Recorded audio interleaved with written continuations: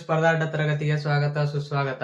ಇಂದು ನಾವು ದ್ವಿತೀಯ PUCಯ ರಾಜ್ಯಶಾಸ್ತ್ರದಲ್ಲಿ ಬರುವಂತಹ ವಾರ್ಷಿಕ ಪರೀಕ್ಷೆಯಲ್ಲಿ ಬರುವಂತಹ 10 ಅಂಕ ಯಾವ್ಯಾವ ಬರ್ತಾವಂತ ಇಂದು ನಾವು ಚರ್ಚಿಸೋಣ. ಈ ವಾರ್ಷಿಕ ಪರೀಕ್ಷೆಯಲ್ಲಿ 10 ಅಂಕದ ಪ್ರಶ್ನೆಗಳು ಒಟ್ಟು 4 ಇರುತ್ತವೆ. ಈ 4ರಲ್ಲಿ ನಾವು ಕೇವಲ 2 ಬರೆಯಬೇಕಾಗುತ್ತದೆ. ಈ 2 ಬರೆದಾಗ ಮಾತ್ರ ನಮಗೆ 20 ಅಂಕಗಳು ದೊರೆಯುತ್ತವೆ. ವಾರ್ಷಿಕ ಪರೀಕ್ಷೆಯಲ್ಲಿ 10 ಅಂಕದ ಪ್ರಶ್ನೆಗಳು 2 ಬರುತ್ತವೆ. ಮೊದಲು ನಾವು ಆ ನಾಲ್ಕು ಪ್ರಶ್ನೆಗಳ ಕುರಿತ ಬಗ್ಗೆ ಚರ್ಚಿಸೋಣ. ಇದರಲ್ಲಿ ನಾವು ಕೇವಲ 2 ಬರೆಯಬೇಕಾಗುತ್ತದೆ. ಮೊದಲಿನ ಪ್ರಶ್ನೆಗಳು 5 ಏನಿರ್ತವೆ ನೋಡ್ರಿ, ಅವು ವಾರ್ಷಿಕ ಪರೀಕ್ಷೆಯಲ್ಲಿ 99% ವಾರ್ಷಿಕ ಪರೀಕ್ಷೆಯಲ್ಲಿ ಇದ್ದೇ ಇರುತ್ತದೆ. ಈಗ ನಾವು ಒಂದೊಂದಾಗಿ ಚರ್ಚೆ ಮಾಡೋಣ. ಈಗ ಇಲ್ಲಿ ನಾವು ಅಧ್ಯಾಯ 2, ಈ ಅಧ್ಯಾಯ 2ರಲ್ಲಿನ ಚುನಾವಣೆಗಳು ಮತ್ತು ಭಾರತದ ಪಕ್ಷ ಪದ್ಧತಿ, ಈ ಅಧ್ಯಾಯದಲ್ಲಿ 10 ಅಂಕದ ಪ್ರಶ್ನೆಗಳು 3 ಬರುತ್ತವೆ. ಅದರಲ್ಲಿ ಯಾವೆಂದರೆ ಮೊದಲನೇದಾಗಿ ಇಲ್ಲಿ ಭಾರತದ ಪಕ್ಷ ಪದ್ಧತಿಯ ಸ್ವರೂಪವನ್ನು ವಿವರಿಸಿ. ಈ ಮೊದಲನೇ ಪ್ರಶ್ನೆ ಯಾವುದೆಂದರೆ ಭಾರತದ ಪಕ್ಷ ಪದ್ಧತಿಯ ಸ್ವರೂಪವನ್ನು ವಿವರಿಸಿ, ಅಥವಾ ಈ ರಾಜಕೀಯ ಪಕ್ಷಗಳ ಕಾರ್ಯಗಳನ್ನು ವಿವರಿಸಿ. ಇದೇ ಬರೋಯ್ತು ಅಂತ ತಿಳ್ಕೊರಿ. ಅದ್ರಾಗ ಯಾವ್ದು ಬರ್ತಂದ್ರಲ್ಲಿ ಪ್ರತ್ಯಕ್ಷ ಅಥವಾ ಪರೋಕ್ಷ ಚುನಾವಣೆಗಳ ನಡುವಿನ ವ್ಯತ್ಯಾಸವನ್ನು ತಿಳಿಸಿ ಅಂತ ಪ್ರಶ್ನೆಯನ್ನು ಕೇಳುತ್ತಾರೆ. ಇವೆರಡೇನು ನೋಡ್ರಿ, ಭಾರತದ ಪಕ್ಷ ಪದ್ಧತಿಯ ಸ್ವರೂಪವನ್ನು ವಿವರಿಸಿ ಅಥವಾ ರಾಜಕೀಯ ಪಕ್ಷಗಳ ಕಾರ್ಯಗಳನ್ನು ವಿವರಿಸಿ. 2 ಪ್ರಶ್ನೆಗಳು ವಾರ್ಷಿಕ ಪರೀಕ್ಷೆಯಲ್ಲಿ 99% ಇದ್ದೇ ಇರುತ್ತವೆ. ನೀವು ಯಾವುದೇ ಹಳೆಯ ಪತ್ರಿಕೆಗಳನ್ನು ತೆರೆದು ನೋಡಿ, ಅಲ್ಲೇನಿರ್ತವೆ ಅಂದ್ರೆ 2 ಪ್ರಶ್ನೆಗಳು ಇದ್ದೇ ಇರುತ್ತವೆ. ಈಗ ನಂತರದಲ್ಲಿ 2ನೇ ಅಧ್ಯಾಯ, ಈ 2ನೇ ಅಧ್ಯಾಯ ಸಮಕಾಲೀನ ರಾಜಕೀಯ ವಿದ್ಯಮಾನಗಳು. ಅಧ್ಯಾಯ ಎಷ್ಟನೇದಂದ್ರ ಈ ಅಧ್ಯಾಯ 7ರಲ್ಲಿನ ಪ್ರಶ್ನೆಗಳು 10 ಅಂಕದ ಪ್ರಶ್ನೆಗಳು ವಾರ್ಷಿಕ ಪರೀಕ್ಷೆಯಲ್ಲಿ ರಾಜ್ಯಶಾಸ್ತ್ರ ವಿಷಯದಲ್ಲಿ ಇರುತ್ತವೆ. ಈ 10 ಅಂಕದ ಪ್ರಶ್ನೆಗಳು ಯಾವ ಅಂದ್ರಲ್ಲಿ ಉದಾರೀಕರಣದ ಅರ್ಥ, ಪ್ರಾಮುಖ್ಯತೆ ಮತ್ತು ರಾಜಕೀಯ ಪರಿಣಾಮಗಳನ್ನು ವಿವರಿಸಿ, ಅಥವಾ ಖಾಸಗೀಕರಣದ ಅರ್ಥ, ಪ್ರಾಮುಖ್ಯತೆ ಮತ್ತು ರಾಜಕೀಯ ಪರಿಣಾಮಗಳನ್ನು ವಿವರಿಸಿ.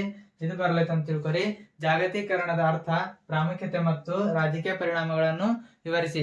ಈ 3 ಪ್ರಶ್ನೆಗಳು ನೋಡ್ರಿ. ಈ 3 ಪ್ರಶ್ನೆಗಳಲ್ಲಿ ಯಾವುದಾದರೂ ಒಂದು ಪ್ರಶ್ನೆ ಏನಿರ್ತದೆ ವಾರ್ಷಿಕ ಪರೀಕ್ಷೆಯಲ್ಲಿ ರಾಜ್ಯಶಾಸ್ತ್ರ ವಿಷಯದಲ್ಲಿ ಇದ್ದೇ ಇರುತ್ತದೆ. ಇದು 99% ವಾರ್ಷಿಕ ಪರೀಕ್ಷೆಯಲ್ಲಿ ಇದ್ದೇ ಇರುತ್ತದೆ.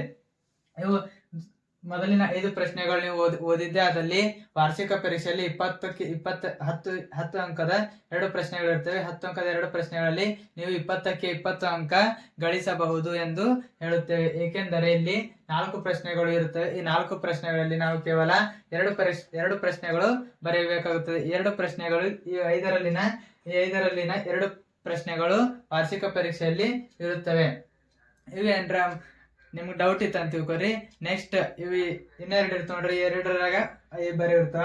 ಇವು ಅಂದ್ರೆ ನೋಡ್ರಿ ಇಲ್ಲಿ ಈ ಅಧ್ಯಾಯ 5, ಈ ಅಧ್ಯಾಯ 5ರಲ್ಲಿನ ರಾಷ್ಟ್ರೀಯ ನಿರ್ಮಾಣ ಮತ್ತು ಪ್ರಜಾಸತ್ತತೆ ಎದುರಿಸುತ್ತಿರುವ ಸವಾಲುಗಳು, ಈ ಪಾಠದಲ್ಲಿನ 10 ಅಂಕದ ಪ್ರಶ್ನೆಗಳು ವಾರ್ಷಿಕ ಪರೀಕ್ಷೆಯಲ್ಲಿ ಬರುತ್ತವೆ. ಇವು ಅಂತ ನೋಡ್ರಿ ಇಲ್ಲಿ ರಾಷ್ಟ್ರ ನಿರ್ಮಾಣದ ವಿವಿಧ ಅಗತ್ಯಾಂಶಗಳನ್ನು ವಿವರಿಸಿ, ಅಥವಾ ಅನಕ್ಷರತೆ ಪ್ರಜಾಪ್ರಭುತ್ವಕ್ಕೆ ಅಡ್ಡಿ ಹೇಗೆ ವಿವರಿಸಿ. ಅದು ಬರ್ಲೈತೆ ಅಂತ ತಿಳ್ಕೊರಿ. ಕೋಮುವಾದದ ಕಾರಣಗಳನ್ನು ವಿವರಿಸಿ, ಅಥವಾ ಭಯೋತ್ಪಾದಕತೆಯ ಕಾರಣಗಳು ಮತ್ತು ಶಾಸನಾತ್ಮಕ ಕ್ರಮಗಳನ್ನು ವಿವರಿಸಿ, ಅಥವಾ ಭ್ರಷ್ಟಾಚಾರವನ್ನು ನಿಯಂತ್ರಿಸಲು ಕಾನೂನಿನಲ್ಲಿರುವ ಶಾಸನಾತ್ಮಕ ಕ್ರಮಗಳನ್ನು ವಿವರಿಸಿ. ಈ ಅಧ್ಯಾಯ 5ರಲ್ಲಿನ ಈ ಪ್ರಶ್ನೆಗಳು ವಾರ್ಷಿಕ ಪರೀಕ್ಷೆಯಲ್ಲಿ ಇರುತ್ತವೆ. ಈಗ ನೀವು ಮೊದಲಿನ 5 ಒಂದ್ ವೇಳೆ ಪರ್ಫೆಕ್ಟ್ ಇದ್ದಂತ ತಿಳ್ಕೊರಿ. ಇವು ಓದಿದ್ರು ನಡೀತದೆ. ಯಾಕಂದ್ರೆ ನೀವು ಇಲ್ಲಿ 5 ಪ್ರಶ್ನೆಗಳಲ್ಲಿ ವಾರ್ಷಿಕ ಪರೀಕ್ಷೆಯಲ್ಲಿ 2 ಇದ್ದೇ ಇರುತ್ತವೆ. ಈ 2 ಇದ್ದೇ ಇದ್ದಾಗ ಇಲ್ಲಿ ಇವು ಸುಮ್ಮನೆ ಓದಿದ್ರೆ ಕೂಡ ನಡೆಯುತ್ತದೆ. ಈ 5 ಪ್ರಶ್ನೆಗಳು ಇದ್ದಾಗ ನೀವು ಅಲ್ಲಿ ಬರೆದಿದ್ದಲ್ಲಿ 20 ಅಂಕ ದೊರೆಯುತ್ತದೆ. ಮುಂದೆ ನಾವಿಲ್ಲಿ ಭಾರತ ವಿದೇಶಾಂಗ ನೀತಿ ಅಧ್ಯಾಯ 9, ಈ ಅಧ್ಯಾಯ 9ರಲ್ಲಿನ 10 ಅಂಕದ ಪ್ರಶ್ನೆಗಳು ಯಾವ್ಯಾವ ಬರ್ತಾವಂತ ಒಂದೊಂದಾಗಿ ನೋಡೋಣ. ಈ ಒಂದನೇದು ಯಾವ್ದಂದ್ರೆ ಕ್ವಶನ್ ಇಲ್ಲಿ ಭಾರತ ವಿದೇಶಾಂಗ ನೀತಿಯ ಅರ್ಥ, ಪ್ರಾಮುಖ್ಯತೆಯನ್ನು ವಿವರಿಸಿ, ಅಥವಾ ಭಾರತ ವಿದೇಶಾಂಗ ನೀತಿಯ ಮೂಲ ತತ್ವಗಳನ್ನು ವಿವರಿಸಿ, ಅಥವಾ ಭಾರತ ಮತ್ತು ಅಮೆರಿಕ ಸಂಬಂಧಗಳನ್ನು ವಿವರಿಸಿ. ಅಂದ್ರೆ ಭಾರತ ಮತ್ತು ಅಮೆರಿಕ ನಡುವಿನ ಸಂಬಂಧ ಏನದಂತ ಪ್ರಶ್ನೆಯನ್ನು ಕೇಳಿದ್ದಾರೆ. ನಂತರದಲ್ಲಿ ಇಲ್ಲಿ ಭಾರತ ಮತ್ತು ಸೋವಿಯತ್ ರಷ್ಯಾಗಳ ನಡುವಿನ ಸಂಬಂಧಗಳನ್ನು ವಿವರಿಸಿ. ಇವೆಲ್ಲ ಏನಂದ್ರ ಭಾರತ ವಿದೇಶಾಂಗ ನೀತಿಯ ಅಧ್ಯಾಯದಲ್ಲಿ ಬರುವಂತಹ 10 ಅಂಕದ ಪ್ರಶ್ನೆಗಳನ್ನು ಇವೆ. ಈ ಮೊದಲನೇದನ್ನು ನೀವು 5 ಓದ್ಕೊಂಡ್ರ ಅಂತ ತಿಳ್ಕೊರಿ. 5 ಓದ್ಕೊಂಡಿನಾಗ ನಿಮಗೆ ಈ ಓದುವ ಅವಶ್ಯಕತೆ ಇರುವುದಿಲ್ಲ. ಏಕೆಂದರೆ ವಾರ್ಷಿಕ ಪರೀಕ್ಷೆಯಲ್ಲಿ 10 ಅಂಕದ 4 ಪ್ರಶ್ನೆಗಳು ಇರುತ್ತವೆ.